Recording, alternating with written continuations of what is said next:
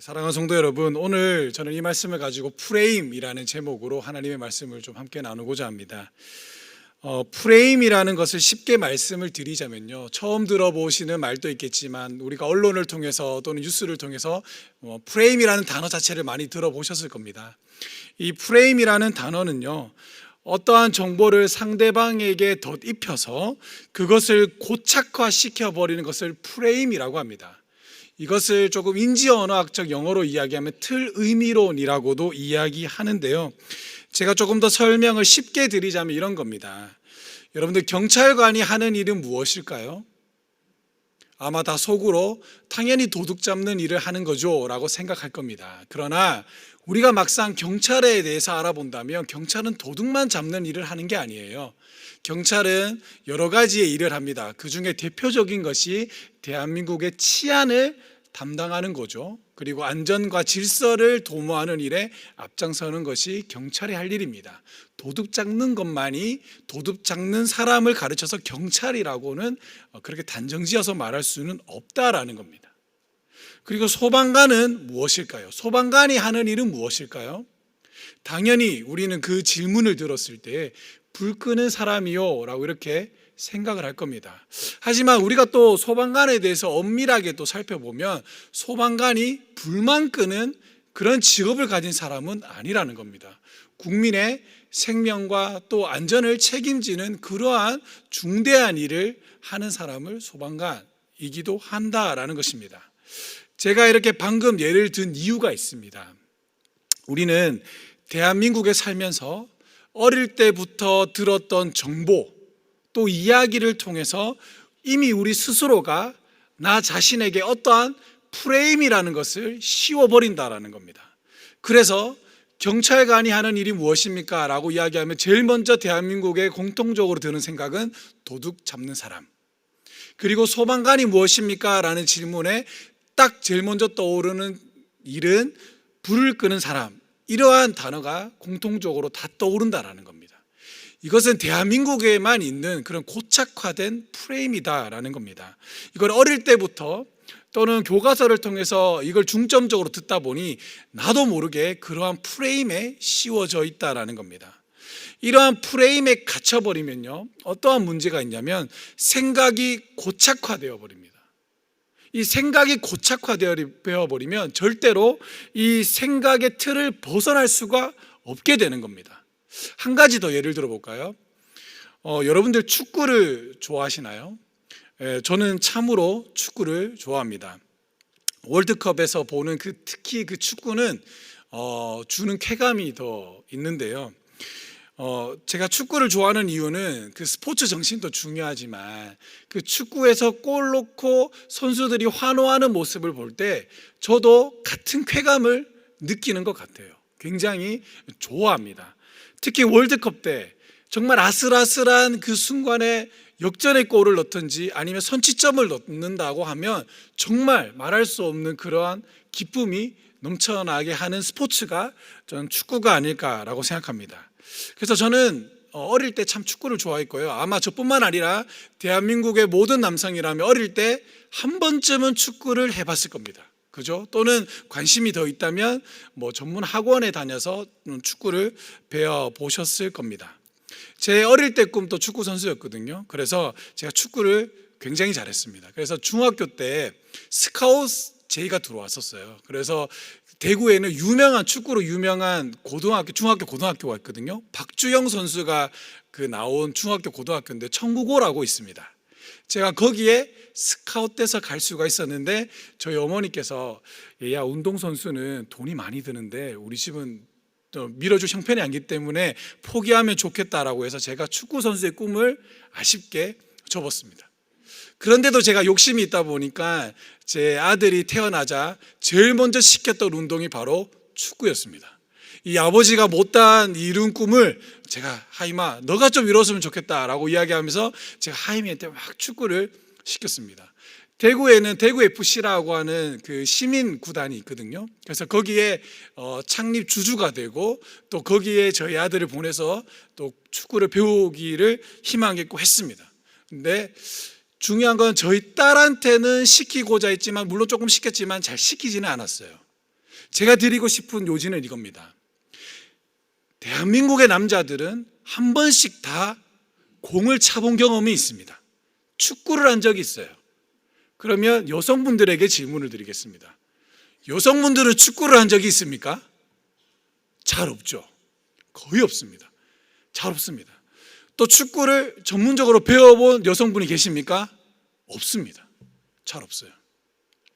지금 대한민국에 그 여성 축구로 인기가 있는 예능 프로그램이 있습니다. SBS 그 채널에 보시면 골 때리는 그녀라는 그 프로그램이 있거든요.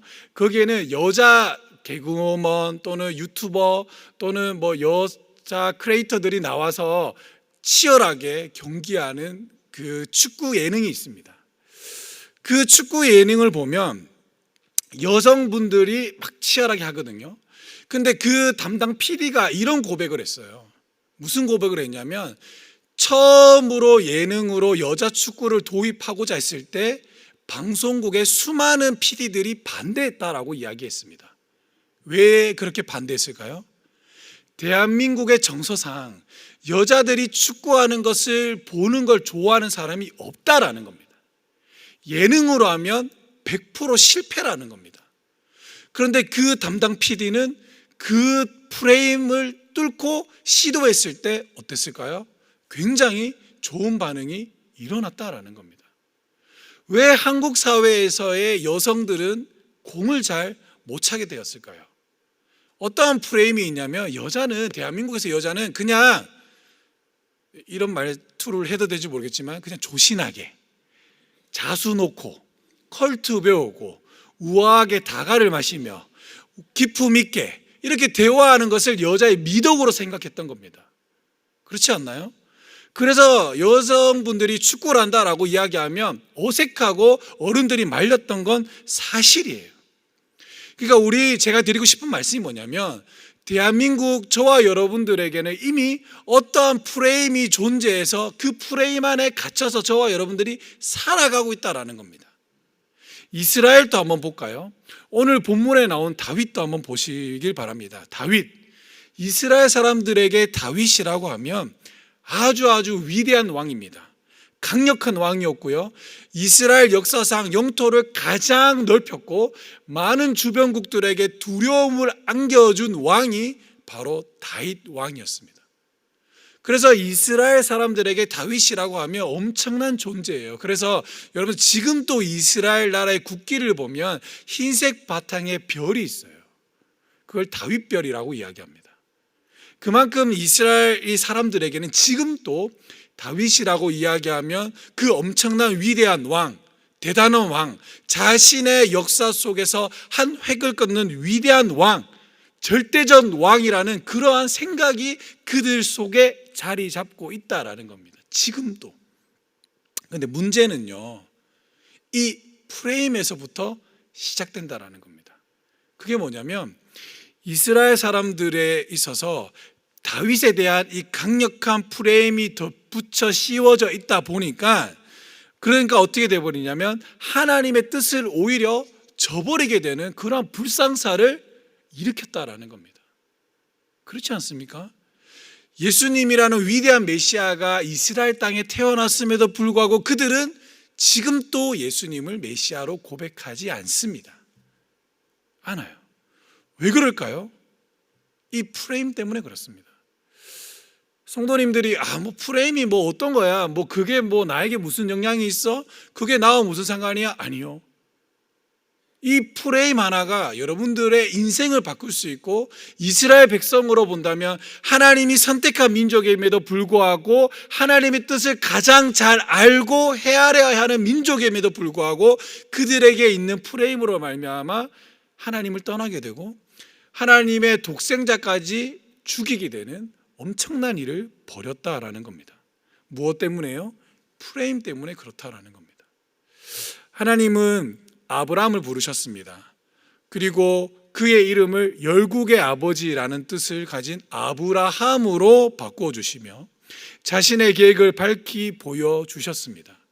그리고 그 아브라함에 임한 그 축복의 말씀은 이삭을 거쳐 야곱을 통해 이루어집니다. 그리고 그 야곱의 후손들이 애굽에서 종살이를 하게 되죠. 그러면서 성경은 이스라엘의 숫자가 급격히 늘어났다라고 이야기합니다. 그래서 그 이스라엘 사람들의 수가 급격히 늘어남에 따라 이 이집트 사람들이 두려움을 갖게 되었다라고 성경은 이야기합니다. 그래서 나온 사건이 무엇입니까? 이스라엘의 남자가 태어나면 죽여버리고 여성이 태어나면 살리는 그러한 법을 제정하게 이루었다라게 되는 것이죠. 그러나 하나님은 이 사망의 법 가운데서도 모세를 선택하셔서 이 이스라엘을 출애굽시키게 됩니다. 그러면서 하나님은 이 이스라엘 나라에 대해서 한 가지 사명을 주십니다. 그 사명이 어떤 사명이냐면 출애굽기 19장 5절에서 6절 말씀인데요. 우리 이 말씀 한번 다 같이 한번 읽어보도록 하겠습니다. 시작. 세계가 다 내게 속하였나니 너희가 내 말을 잘 듣고 내 언약을 지키면 너희는 모든 민족 중에서 내 소유가 되겠고 너희가 내게 대하여 제사장 나라가 되며 거룩한 백성이 되리라. 너는 이 말을 이스라엘 자손에게 전할지니라. 아멘. 저기 말씀에 보면요, 아주 재밌는 말이 있어요. 하나님은 이스라엘에게 어떠한 나라가 되겠다라고 이야기하는 겁니까? 이거예요. 종살이하고 있던 곳에서 건져서 내서 이제 하나님의 약속하신 땅으로 들어가려고 하는데, 이 들어가기 전에 하나님이 이스라엘 백성에게 사명을 주시는 겁니다. 어떠한 사명이냐면 너희 이스라엘은 제사장의 나라가 되어야 한다라는 겁니다. 그러면 여러분들 제사장의 나라는 무엇일까요? 먼저 제사장이 뭐 하는 사람일까요? 우린 잘 알고 있지 않습니까? 제사장은 제사를 통해 죄인들이 죄를 가졌음에도 불구하고 그 제사를 통해서 죄인이 하나님 앞에 나올 수 있도록 돕는 역할을 하는 것이 제사장의 역할입니다.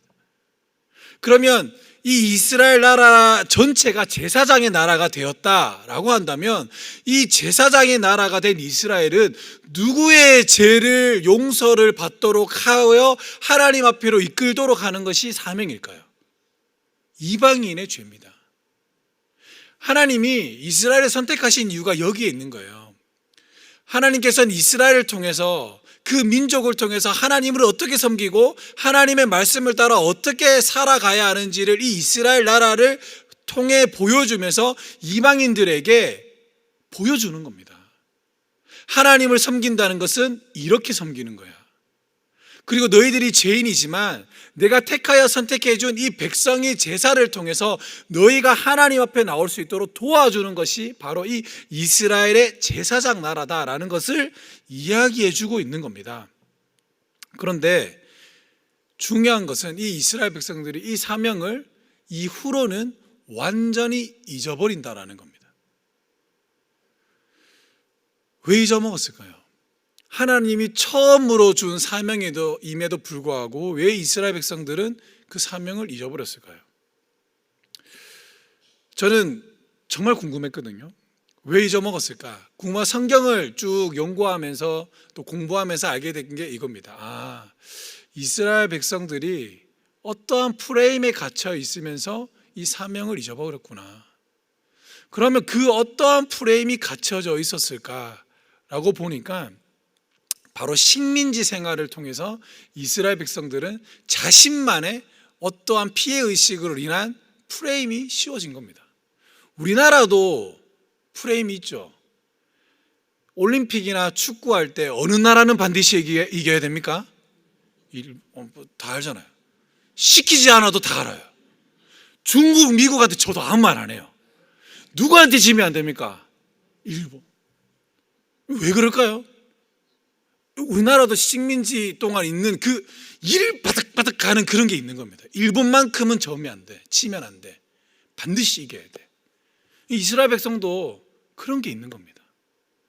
이스라엘 백성들은 나라가 만들어지고 나서 계속 적국에 시달리면서 전쟁하면서 식민지 생활을 잠깐 하는 것이 아니라 나라가 없어질 동안 계속 하거든요. 그래서 계속 눌려 있는 겁니다. 계속 눌려 있는 거예요. 그래서 어떻게 되냐면 이 눌려있는 이 프레임 때문에 하나님께서 메시아를 보내주겠다, 너희가 제사장 나라를 완수할 수 있는 그 메시아를 보내주겠다라는 그 말씀까지도 이들은 자신의 프레임으로서 그 하나님이 보내주겠다는 메시아 자체를 바꿔버리는 거예요. 여러분들 이사야서 52장 53절에 보면요, 하나님께서 이스라엘 백성들을 위하여 보내주겠다라는 그 메시아가 어떠한 메시아인지 아십니까? 고난받고 매맞고 연약한 메시아예요. 그런 메시아를 보내주겠다라고 이야기했거든요. 상한 갈 때도 꺾지 않는 정말 여리고 여린 양 같은 그러한 메시아, 그리고 세상 모든 죄를 짊어지고 가는 그러한 메시아를 내가 너희에게 주겠다라고 이야기했지만 이스라엘 백성들은 자신의 속해져 있는 그 프레임으로 인해서 그 메시아를 거절해버리는 겁니다. 그리고 그들이 만들어진 메시아 사상은 어떤 메시아 사상일까요? 다윗과 같은 메시아인 겁니다. 사랑하는 성도 여러분, 다윗과 같은 메시아라는 것이 무엇이냐면요, 이 이스라엘 백성들이 다윗과 같은 메시아라는 것은 아까 제가 말씀드렸지 않습니까? 다윗은 굉장히 강력했어요. 그러니까 어떻게 되냐면 이제는 그만 식민지 생활이 아니라 하나님이 보내준 메시아가 오면 이제는 우리가 피해를 받는 나라가 아니라 이제는 다른 나라를 정복하고 다른 나라에게 위협이 되는 그러한 메시아를 꿈꿔왔던 겁니다. 다윗과 같은 메시아.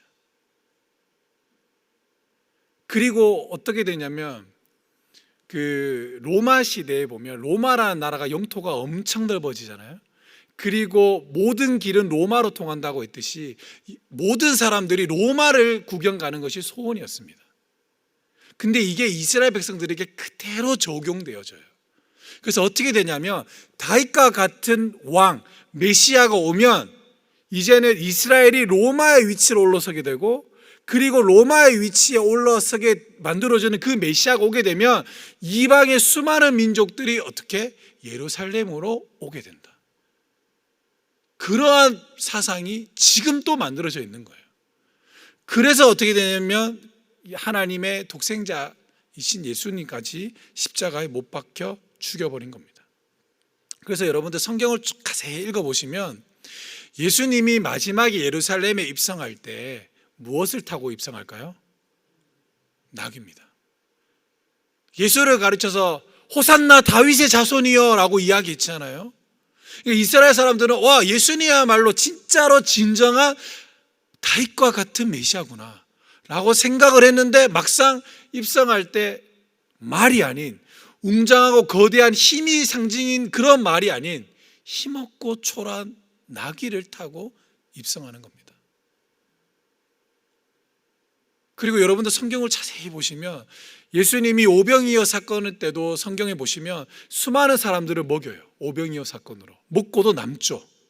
그 주변의 사람 놀라는 겁니다. 와, 정말 대단한 선지자구나, 대단한 사람이구나, 정말 우리가 꿈꿔왔던 그러한 메시아구나 라고 생각을 했는데, 그 메시아가 예루살렘으로 입성했을 때 이제 드디어 자신의 나라가 올 줄 알았으나 그러나 낙이 타고 들어오고 예루살렘에 들어와서는 비참하게 십자가 위에서 죽어버리는 겁니다.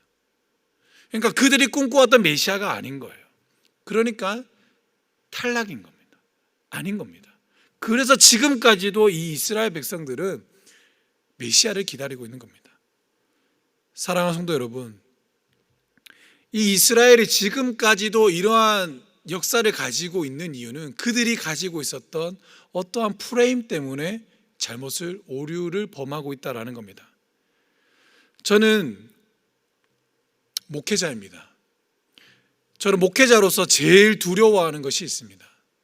그것이 뭐냐면 제가 잘못된 말씀을 전하거나 제가 올바른 생활을 하지 못했을 때 저를 보고 신앙생활을 배웠거나 저로 인해 영향력을 혹시나 끼친 성도가 우리가 하나님의 나라에 만났을 때 우리가 다 같이 만나게 되고 하나님 앞에 자신이 어떠한 인생길을 걸어왔는지를 보게 될 텐데요, 저의 작은 설교, 저의 작은 말 한마디, 저의 작은 행동 하나가 성도님들의 영향을 끼쳐서 원래는 이 성도가 하나님 앞에 백이라는 축복을 받아야 되는 것이 마땅한데 저로 인해서 이 땅에 살면서 받아야 될 축복이 오히려 적어진다면,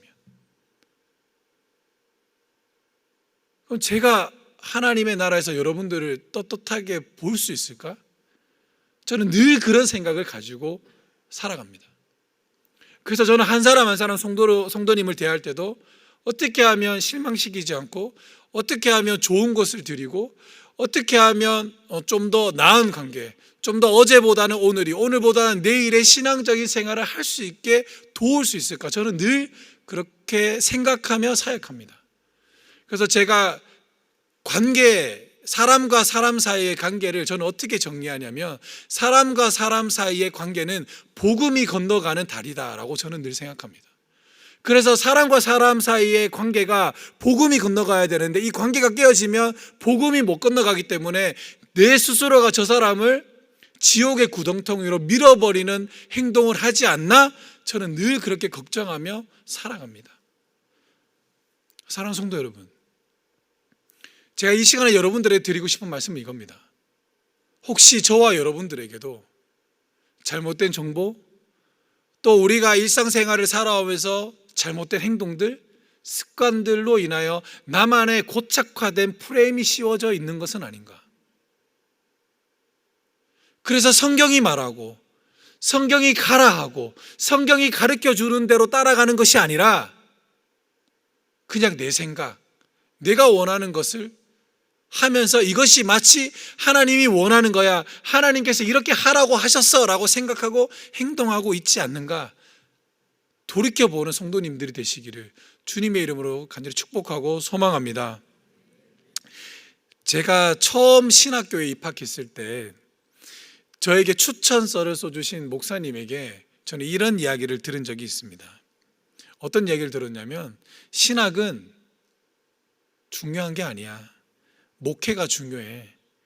저는 이런 말씀을 그때 들었거든요. 근데 그 말이 지금도 제 뇌리에 남아있는 겁니다. 그래서 저 솔직히 고백하면 전도사 때 공부 대충 했어요.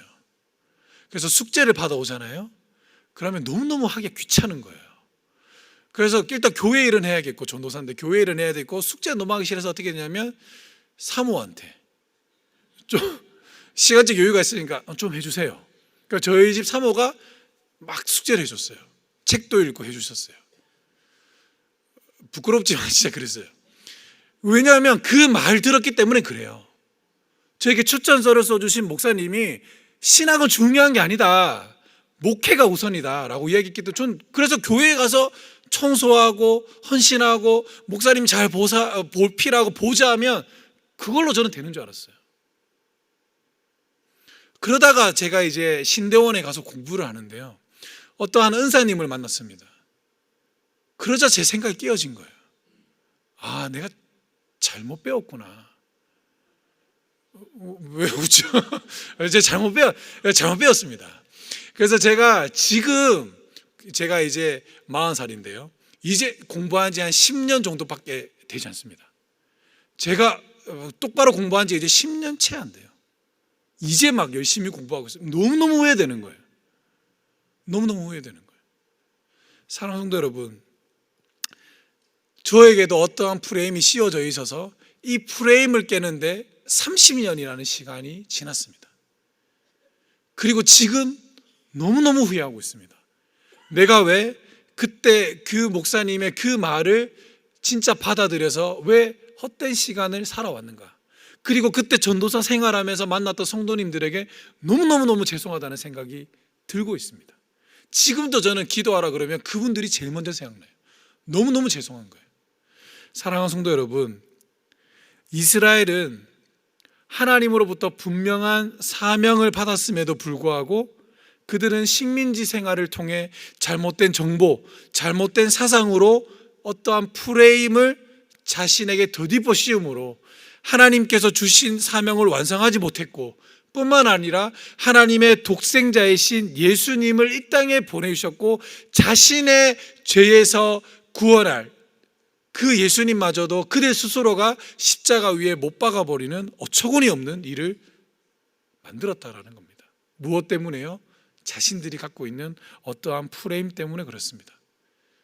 사랑하는 성도 여러분, 이제 말씀을 정리하고자 합니다. 혹시 저와 성도님들에게도 신앙생활을 방해할 만큼의 잘못된 정보로 인한 나만의 고착화된 프레임에 갇혀 있지는 않나요? 그것이 말투가 되든, 그것이 어떠한 문화가 되든, 어떠한 환경이 되든, 또한 어떠한 전통이 되든, 그런 것에 갇혀 있다면 지금 당장 깨 부실 수 있기를 주님의 이름으로 간절히 축복하고 소망합니다. 근데 그건 발견하기가 쉬운 게 아니에요.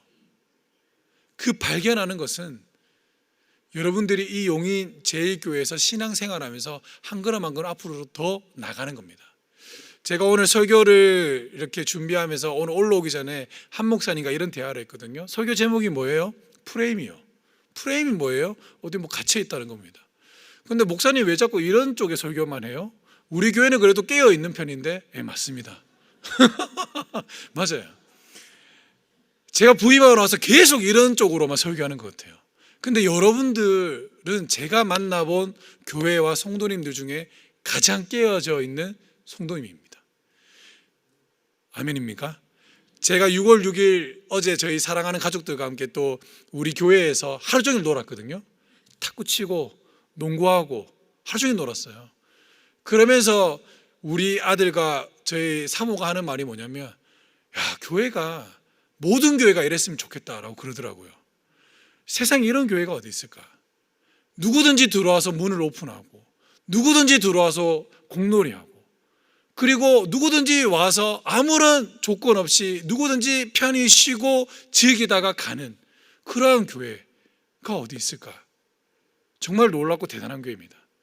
여러분들 여기에 이제는 만족하지 마시고 여기에서 더 한 걸음 나가서 정말 용인 제1교회가 이제는 용인의 바운더리를 넘어 대한민국을 이끌어 나갈 수 있는 그러한 교회, 그리고 여러분들이 그런 걸 이끌어 나갈 수 있는 성도님이 되시기를 주님의 이름으로 간절히 축복하고 소망합니다.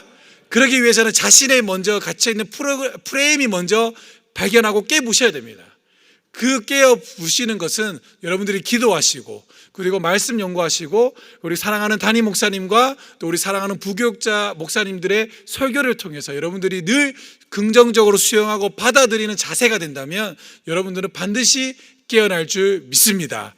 그래서 여러분들 이 용인 제1교회에서 앞으로 한 걸음 더 성장하시고 대한민국을 이끌어 나가는 교회에 여러분들이 주역이 되기를 주님의 이름으로 간절히 축복하고 소망합니다.